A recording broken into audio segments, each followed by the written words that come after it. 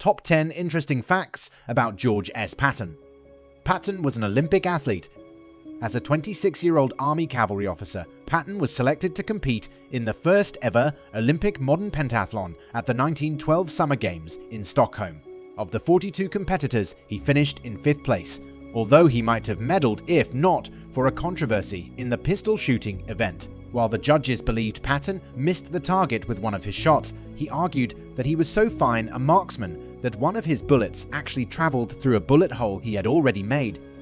He believed in reincarnation. Patton claimed he had seen combat many times before in previous lives, including as a Roman legionnaire and as part of the 14th century army of John the Blind of Bohemia. Before the 1943 invasion of Sicily, British General Harold Alexander told Patton, "You know, George, you would have made a great marshal for Napoleon if you had lived in the 19th century."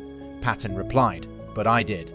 The general believed that after he died, he would return to once again lead armies into battle. He carried a pair of pistols with ivory handles.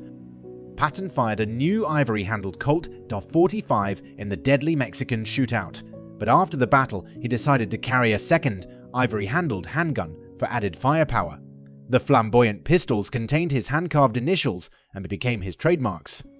He earned a Purple Heart in World War I, while personally leading an attack on German machine gun positions as part of the Meuse-Argonne offensive on September 26, 1918. Patton was struck by a round that tore into his left thigh. Badly wounded, he continued to command the battle for the next hour from a shell hole and insisted on filing his report at division headquarters before being taken to the evacuation hospital.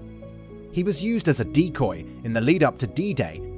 General Dwight Eisenhower believed Patton too undisciplined to lead the Allied invasion of Normandy, particularly after the impulsive Patton slapped 2 shell-shocked soldiers under his command in an Italian field hospital in August 1943. Nazi military leaders, however, considered him the Allies' best commander and expected he would lead a cross-channel invasion. As part of the elaborate disinformation campaign leading up to D-Day, Patton was placed in charge of a Phantom Army, complete with plywood aircraft and inflatable rubber tanks, in southeast England, to make it appear he would strike at the Channel's narrowest point at Pas de Calais, France. Even weeks after D-Day, the Germans continued to amass troops at Pas de Calais, expecting that Patton would still come ashore there.